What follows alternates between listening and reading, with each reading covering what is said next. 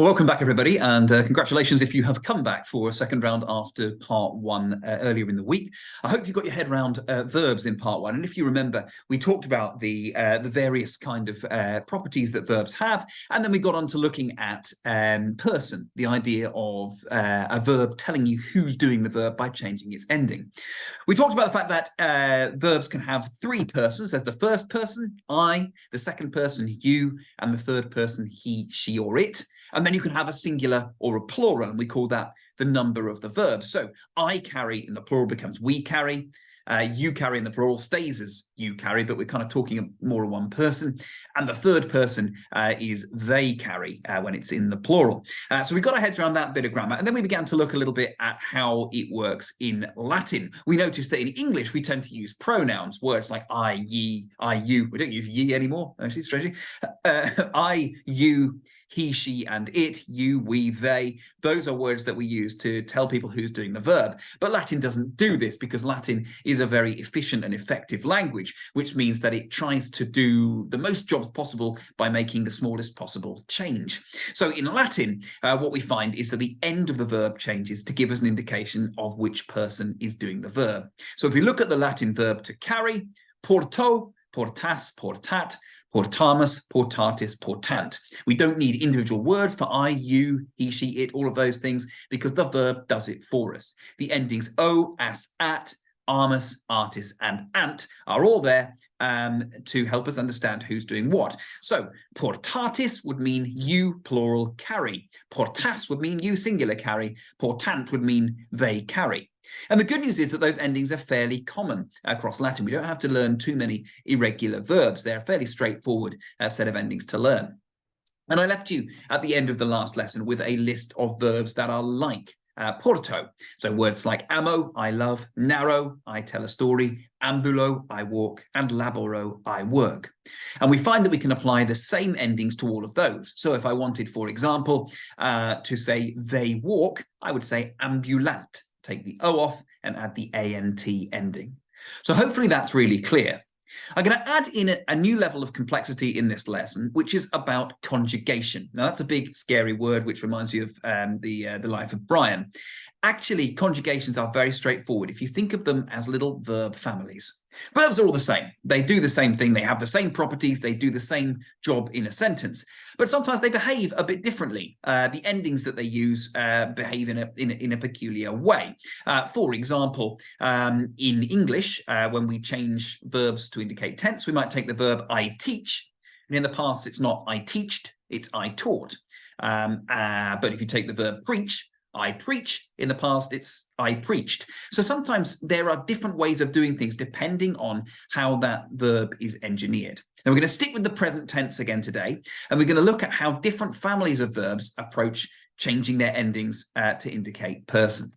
So let's have a look over here at verbs like amamus, narratis, ambulat, and laborant. Just pause the video for a moment and see if you can translate each of those words. You should be able to work out who's doing the action and what the verb means. Okay, hopefully you got there. The answers, of course, amamus, we love, narratis, you love, and that's plural, ambulat, he, she, or it walks, and laborant, they work. Really straightforward, really easy. And we call verbs like this first conjugation verbs. Now, the reason they all belong together is because their stem, that's the little bit that comes before the ending, has an A in it. And it's really easy to spot them because they've got that A. So amamus, narratis, ambulat, laborant. That A is the giveaway. So we call those the first conjugation. Now, with sincere apologies to anybody who doesn't like crisps, and with apologies also to the good people at Walker's for shamelessly using their marketing materials here, although I hope that people will go out and purchase crisps as a result of this lesson. And can I recommend the Walker's Max Strong Jalapeno with cheese, which is a superb flavour. If you haven't tried it, do get out there and give that a go. Got me through lockdown. Not well, clearly, but got me through lockdown. Anyway, okay. So let's have a look at first conjugation verbs. So they are dominated by an A. They're the ready salted. Pretty common, pretty straightforward. We know what we're doing. Porto, portas, portat, portamus, portatis, portant. But there are verbs that belong to a different family. They have a different flavour to them. They're still verbs, just like crisps are still crisps. They're still made of potato and they've got flavouring sprayed on them. But they behave in a slightly different way. Moneo is an example of a second conjugation verb. Instead of having its stem defined by an A sound, its stem is defined by an E sound. Moneo, mones, monet, monemus, monetis, monent. Similarly, if we look at mito, it's an example of a third conjugation verb. So our sort of cheese and onion, if you like, in the mix. Not one that anybody likes particularly. They're quite annoying third conjugation verbs, so I chose that. I'm sorry if you're a cheese and onion lover. I am not. I've never really seen the attraction in it. I don't know why that flavour came into being in the first place, really. Just a sort of freak of human invention, I guess. But there we go. But there we go. Why would you do that? Why? But anyway, but mito, I send. Is a really good example of a third conjugation verb. So you have mito, and we'll look at how that goes even later. Their stems tend to be defined by an I. And then finally, just to annoy everybody, there's prawn cocktail. Some like it, some don't. It's a bit of an odd flavour if we're honest with ourselves. And our fourth conjugation example verb is audio. And audio behaves in a slightly weird way, and we'll see that as we click on through. So let's take a bit of a moment to look at these in some more detail. So we've got porto there, I carry, porto, portas, portat, portamus, portatis, portant, the stem defined by a solid first conjugation verb. We know what we're doing. We slip over and look at moneo, which means I warn. We can see how, like I said before, the stem is now defined by an E. So instead of being mono, monas, monat, we actually have moneo, mones, monet, monemus, monetis, monent. Okay, so subtle difference, but it's an important one. So moneo, second conjugation verb, I warn. Moving to the third conjugation, mito, as I said, mito, mitis, mitit, mitimus, mititis, mitunt. Slightly awkward verb when you're reading it aloud, I guess. But if you look at that carefully, you'll see that what we've got there again is a stem defined by I, and the third person plural goes to unt. The Romans are really not keen on the sound int. They use it occasionally, but really not very often. So they tend to slide it to an unt wherever they can. So we'd expect it to be mitomitis, mitit, mitimus, mititis, mitint. That's a bit weird.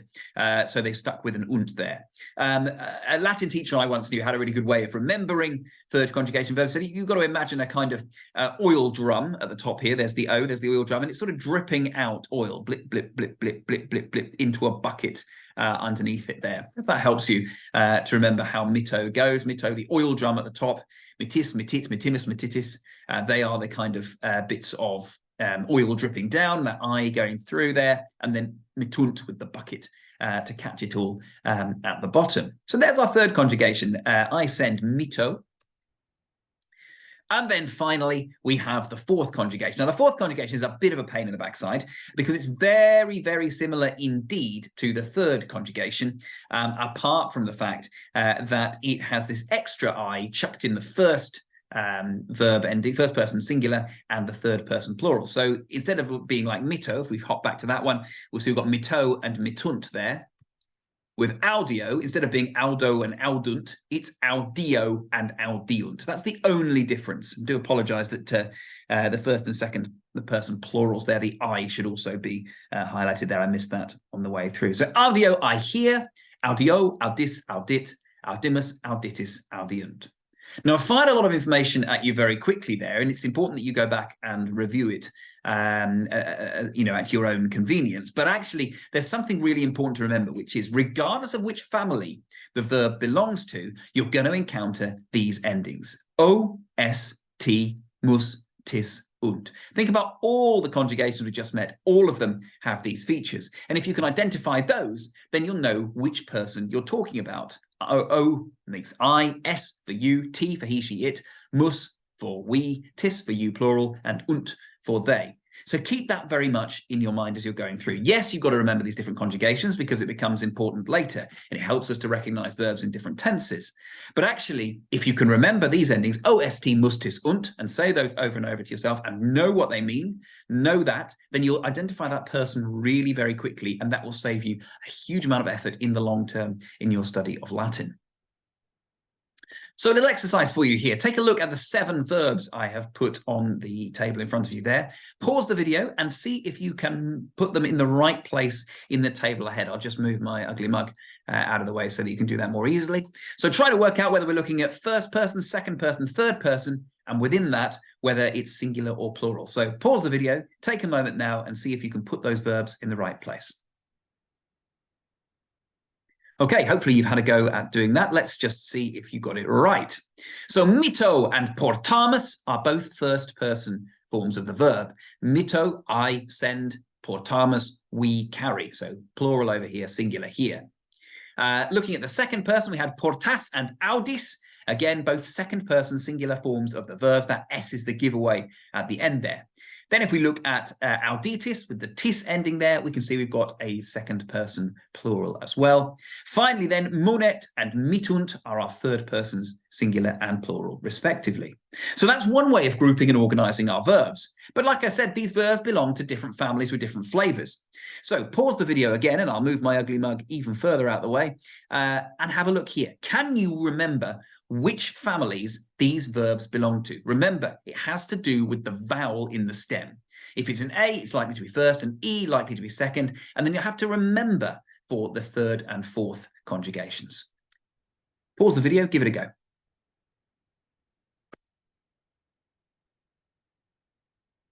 Okay, so there we go. Portas and portamus with their A's in the first conjugation. Monet with its E in the second conjugation. Mito and mitunt with their I-based endings, although I was a bit cruel and didn't give you endings with I's in them there. Should be in the third. And audis and auditis in the fourth conjugation. That fourth conjugation, annoyingly only decipherable by the fact that it's got the extra I in audio and audiunt. Okay, that's probably enough grammar for the day, but I did promise as part of this course that I'd also be giving a bit of an overview of Roman history. Now, I thought what I would do, rather than beginning with the myth of Troy and how Rome had been founded and Romulus and Remus and where we get to from there, actually, I'm going to start sort of peculiarly in the middle. I'm going to take the George Lucas approach to Roman history, and I'm going to start with the transition of the Roman world from a republic to an empire. The Romans hated kings. They didn't like kings at all. They'd had 7 early kings of Rome. They hadn't gone particularly well, especially the last one. And they decided they were going to rule themselves as a republic. That meant there wasn't going to be a king in charge. They actually had a really interesting and well worked out blended constitution, which gave the opportunity for the people to put their voice across. It gave the opportunity for the aristocrats to speak in the form of the Senate. And it also had executive officers and magistrates who could kind of really move things forward in the state. So every year there were 2 consuls elected who fulfilled a role not dissimilar to the American president. Now, as we head down towards, I guess, the middle of the 1st century BC, so that's for people who are confused by that, that's in any year from 99 BC down to 1 BC. In that 1st century BC, we see a significant change happening in Rome. And that change is brought about not because the Romans are making a deliberate political decision, but because of the growth of the empire. The Romans are really successful. Their army is doing great things. They are trading brilliantly. They're becoming very prosperous. They have an interesting approach to culture, which means that when they invade a new place, they kind of take the best elements of that culture and bring it back into their own way of doing things. The best example of this probably, the Romans never really went to Ireland, but the horse goddess Epona, who was worshipped very strongly in Ireland, also had a big following in the west of the United Kingdom. And when they invaded the UK, they took the worship of the goddess Epona right back to the center of Rome, and there was a temple built to Epona at Rome. So this blending of cultures made them very, very successful, and their empire grew. And here's the Roman Empire by about 100 BC. You can see it's massively, really hugely impressive. And actually, it went on to become even greater than this. But this is a massive swathe of territory. The problem is that the Romans actually had a system of government which was designed for the rule of a city. It wasn't really designed for the rule of a nation, let alone an empire, which meant they kept having to send out representatives or governors to the provinces to rule them. And they went out for a fixed term, 1 year, sometimes at a push 2, and then they'd have to come back. Now, the people who went out to these provinces became gods, really. They could do whatever they liked ruling those provinces. They became incredibly rich because they were responsible for taxation. They gained the loyalty of the army, and they put themselves, in short, in a position where everything was fantastic for them. And yet, when they went back to Rome, they just had to go back to being normal people. This situation was never likely to go very well or to end brilliantly, and in short, it didn't. It led to a tumultuous period of civil war, and it led to the development of a huge swathe of authority falling into the hands of individuals who really shouldn't have had it. It led, in short, finally, to the creation of something called the First Triumvirate. It's the rule of Rome by 3 men. And as we move down through the 60s and 50s BC, we see the growth of the power of 3 men in particular. First is Gnaeus Pompey, Pompey the Great. Then there is Crassus, who was responsible for, ultimately putting down Spartacus' slave revolt. And then there was Julius Caesar. These are experienced military generals. They are brilliant tacticians. They're excellent politicians, and they have the support and love of the people of Rome. So by this point in time, Rome has got itself into a position where these men are accruing massive military power. To give you an example of the sort of thing that people would do, there have been some skirmishes with pirates off the west coast of Italy, and Pompey, who had already served all the terms of office he was allowed to serve, scaremongered, essentially. He used the great orator Cicero to stir up the Roman people and said, there's this massive pirate threat. It's a threat to our own existence. We're going to see pirate ships coming up the Tiber. It's going to be hideous. It's going to be horrendous. Unless you put me back in command of the navy, back in command of an army, and I'll deal with them for you. And the Roman people were so scared by this, they gave Pompey that command back. So that's the sort of machination that is going on at this point in time. Now, Julius Caesar was an incredibly clever politician. He was a brilliant man. He managed, by a feat of kind of political wrangling, to get himself elected to the position of Pontifex Maximus, which means the chief priest of Rome. Now, that's usually awarded to a much older man because it's an appointment for life, and yet he managed to achieve this at a very early age indeed. He had enormous military success and was well regarded by the army and was very good to the army. He gave them lots of largesse, payments and gratuities, and made sure they were settled effectively when they'd finished their military service. So he's a powerful and influential figure. He's also incredibly ruthless. A really good example of that is that when he was Pontifex Maximus, his wife hosted a sacred dinner at her house, which was, for a whole range of complicated reasons, profaned by a man dressed as a woman, and it was a huge scandal. And when it came up in the Senate, somebody said, well, Caesar's wife has done this. Caesar should be stripped of his title of Pontifex Maximus. And Caesar, in that moment, said, that woman is not my wife, and divorced her immediately in that second. So quite an extraordinary and powerful thing that he's done there, to kind of be so Machiavellian as to get rid of his wife just to save his own bacon. So we're going to pause there in terms of our Roman history. We'll pick up and see what became of Julius Caesar. Of course, everybody knows that he came to a sticky end, but it's important to understand why, and it's important to understand the feelings and nature of the Roman Empire at 44 BC, which was, of course, the year in which he was assassinated. So we'll pick that up next time. In the meantime, remember those endings, ost, mustis, und, and try to keep your head around those verbs. And we'll start looking next lesson at some nouns.